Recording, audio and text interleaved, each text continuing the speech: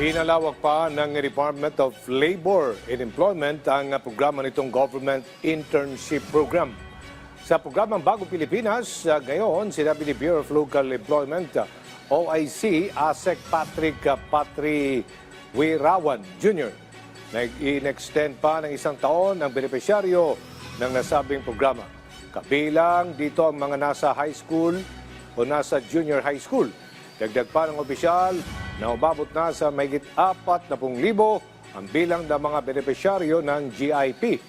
Ang GIP ay isang programa ng pamahalaan para sa mga kabataang mga manggagawa at out-of-school youth na nakapagtrabaho sa mga sangay ng pamahalaan sa loob ng 3 hanggang 6 na buwan.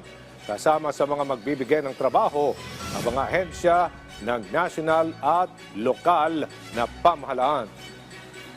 Actually po, kasama po sa pag-implementa natin yung mga partner agencies natin na kung saan po nade-deploy ang mga interns natin. So isa sa mga hakbang na ginagawa po natin ay ang patuloy na pakikipag-ugnayan sa iba pang mga national government agencies, kasama po ang mga local government agencies, units din po natin, no? Kung saan nagiging partner po natin sila at na nade-deploy natin ang mga interns doon at nakagkakaroon po sila ng mga work experience mula po sa mga ahensya po ito.